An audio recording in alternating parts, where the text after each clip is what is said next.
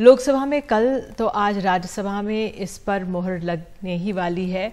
कुछ देर पहले एनडीए की महिला सांसद प्रधानमंत्री से मिली हैं और उन्हें धन्यवाद किया है। वो तस्वीरें जैसे ही आएंगी हम आप तक पहुंचाएंगे। और ये समय राज्यसभा की आप तस्वीरें देख रहे हैं, किस तरह से तमाम नेतागण यहाँ पर बैठे हुए हैं और एक एक करके बोल रहे हैं।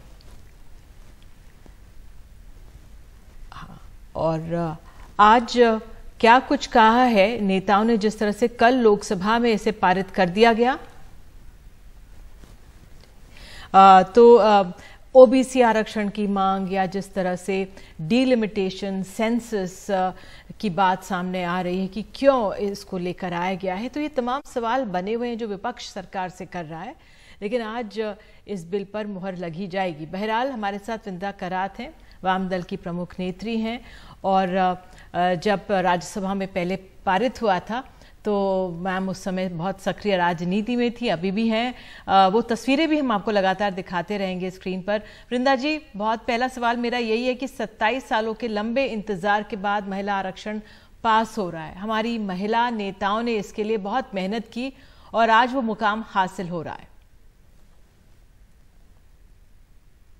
आप तो बिल्कुल सही है। और जब ये इतिहास लिखा जाएगा तो निश्चित रूप पर इस बिल को जिंदा रखने के लिए महिला आंदोलन, महिला संगठन और वो तमाम लाखों की तादाद में महिलाएं जो पंचायत राज में आरक्षण के आधार पर साबित कर लिया है कि महिलाएं किसी की प्रॉक्सी नहीं है, तो वही है जो कह सकते हैं कि ये हमारा बिल है। लेकिन दरअसल ये बहुत दुख के साथ कहना पड़ रहा है कि एक्चुअली हमारा बिल इस रूप में नहीं है। हमारे बिल में जो महिलाओं की संघर्ष के आधार पर जो बिल बनाया गया था उसमें ये सेंसस और डीलिमिटेशन का कोई लिंकेज नहीं था। तो अभी सरकार ने सेंसस और डीलिमिटेशन का लिंक देकर इस बिल की और 7 साल डिले कर लिया है, जो मैं समझती हूँ कि it's not fair on women. जी, तो एक तरफ सेंसस डीलिमिटेशन की बात है, लेकिन विपक्ष जैसे ओबीसी की मांग भी कर रहा है। और कल ही हमने देखा लोकसभा में गृह मंत्री ने कहा संसद में कि जो विपक्ष ओबीसी की मांग कर रहा है उससे इसमें और देर लगेगी। तो आप कैसे देख रही हैं उस जवाब को? ये जवाब बिल्कुल सेटिस्फैक्ट्री कतई नहीं। जो बिल 2010 को हम लोगों ने पास किया था राज्यसभा में, उसमें इस प्रकार की कोई लिंकेज नहीं थी। और जो पूरी लीगल ओपिनियन थी उस समय कि इस प्रकार की लिंकेज की कोई जरूरत है ही नहीं, क्योंकि जो बिल है वो बाय लॉट्स डिसाइड होता है कौन सी सीट आरक्षित होगी। तो वो तो उन्होंने बदल कर इस तरह बना लिया है कि 8 साल भी लग सकते हैं, 9 साल भी लग सकते हैं। यानी कि आने वाले दिनों में लोकसभा चुनाव की बात तो छोड़ ही दीजिए, लेकिन राज्य प्रदेशों के स्तर पर भी अभी जो चुनाव होंगे उसमें भी महिलाओं के आरक्षण का बगैर वो चुनाव होगा। तो मैं समझती हूँ कि सरकार ने सोचा कि दोनों हाथ में लड्डू है, हम ये बिल पारित करवा लेंगे, लेकिन इस बिल में ऐसे बाधाएं डालेंगे कि कम से कम 5 साल तक पुरुष प्रधान सीट्स है जो ये सोचते कि भाई हमारा नुकसान होगा, उससे भी हम लोग बच जाएंगे। तो मुझे नहीं लगता है कि ये सही है। बिल्कुल। और आखिरी सवाल ये कि जो आपकी चिंता है कि आरक्षण मिला ये तो अच्छा है, लेकिन जो समय लग रहा है, क्रियान्वयन में जो समय लग रहा है वो कितना होगा, ये एक खलल डाल रहा है। जी, मैं ये कह रही हूँ कि ये बिल का जो पूरा रूप है वो तो ठीक है, लेकिन दो चीजों पर मेरा पूरा ऐतराज है। एक तो जो स्टेटमेंट है ऑब्जेक्ट्स एंड रीजंस इस बिल का, ये मोदी सरकार ने ऐसे बना लिया है जैसे कि ये उनका घोषणा पत्र है।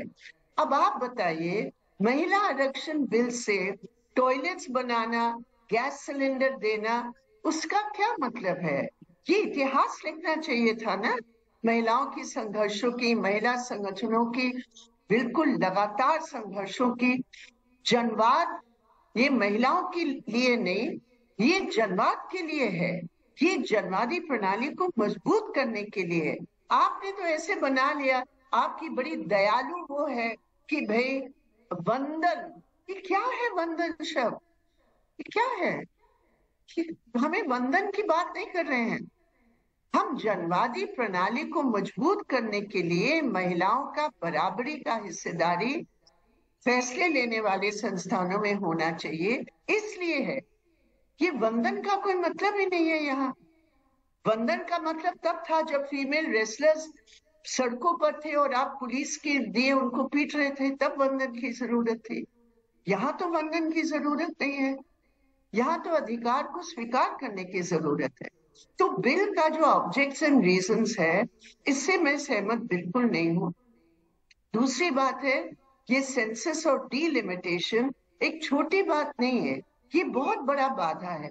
2014 के चुनाव के पहले वायदा किया गया कि हम हर हालत में महिला बिल लाएंगे, 5 साल नहीं लाए। बाद में बोले हम लाएंगे, उसके बाद भी नहीं लाए। 17वीं जो लोकसभा है उसमें 14% महिलाओं की संख्या थी।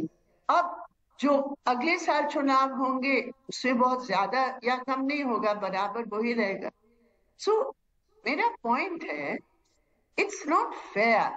आप बिल लाए हैं, आप यही बिल 2014 में क्यों नहीं लाए? ये है मुद्दा। और ये सिर्फ डिले का छोटा मुद्दा नहीं है, ये 180 सीटों का मुद्दा है। बिल्कुल, बहुत बहुत धन्यवाद मैम जुड़ने के लिए। वाकई में 180 सीटों का मुद्दा है, लेकिन जिस तरह से सेंसस होगा, डीलिमिटेशन होगा, काफ़ी समय लगेगा। तो ये एक तरह से जो खुशी अच्छी होती उसमें ये कुछ खटास एक तरह से डाल रहा है। और ये अब तमाम तस्वीरें 2010 की देख रहे थे, किस तरह से जब राज्यसभा में पास हुआ था। वृंदा करात, नजमा हेपतुल्ला, सुषमा स्वराज जी तब मौजूद थी।